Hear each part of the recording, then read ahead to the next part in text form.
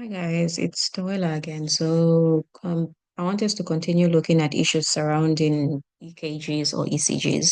So in this short lecture, I want us to focus on AV blocks.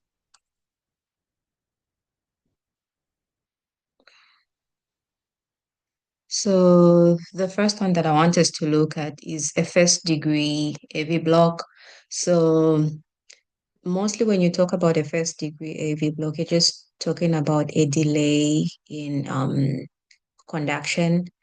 So you discover that when you look at the rhythm, you see that every P wave is followed by a QRS complex.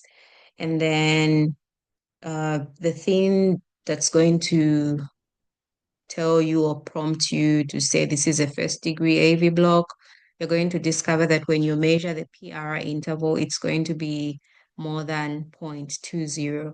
Remember in my previous lecture, we were looking at the basics of EKGs, and this right here is the reason why last time I was saying you have to know what is normal for you to be able to tell what is abnormal. So you discover, like I said, you discover that when you check the PRI interval, it's going to be more than 0.20. And then when you look at the rhythm itself, it's going to be regular. The rate will be within the normal range. So that's a first degree AV block. And then the the next one is a second degree AV block, second degree. And when you talk of second degree AV blocks, they're in two types. We have type 1 and type 2. So right now, I want us to look at a second degree AV block type 1.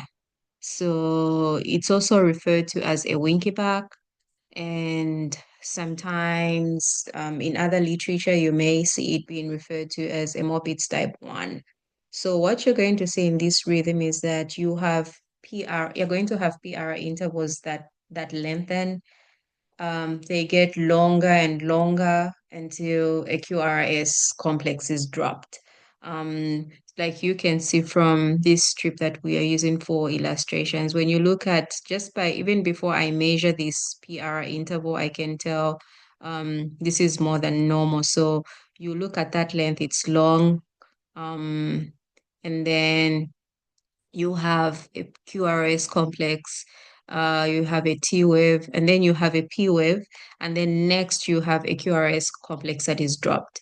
And then the rhythm starts again. You have a P wave, you have a P wave, a QRS complex, a T wave, P wave, QRS, T wave, P wave. But then when you look at the PR intervals, look at that.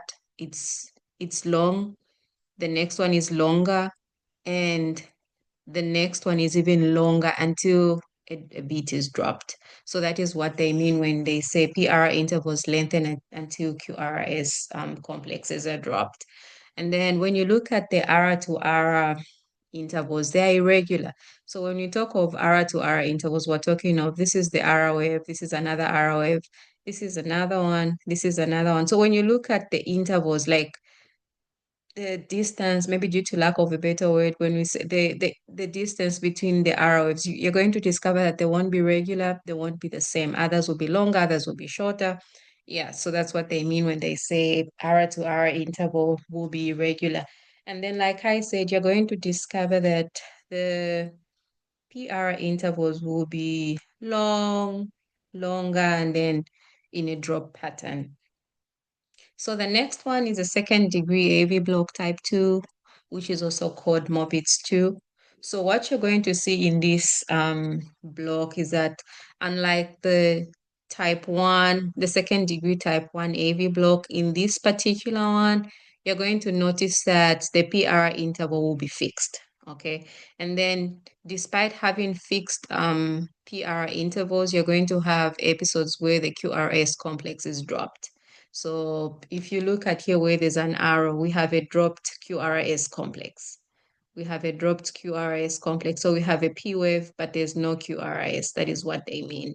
And then we're saying it can have a pattern of second or third P producing a QRS regular or irregular rhythm. So what they just simply mean is that you discover that the dropped beats will be in a certain pattern. So sometimes you see that you have maybe two normal beats and then a QRS complex is dropped. But for this particular rhythm that we're using for illustration, we have three beats, three complexes that look normal. Like we have a P wave, QRST, P wave, QRST, P wave, QRST, and then we have a P wave with a dropped QRS complex. So that is just what they mean. So it's like it's coming in a pattern. So you have three complexes that seem normal and then a dropped bit.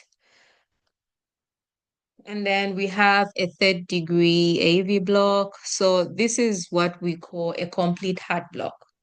And in this particular heart block, you have P to P intervals that are regular, meaning you have P waves. The P waves are going to appear when they are supposed to appear.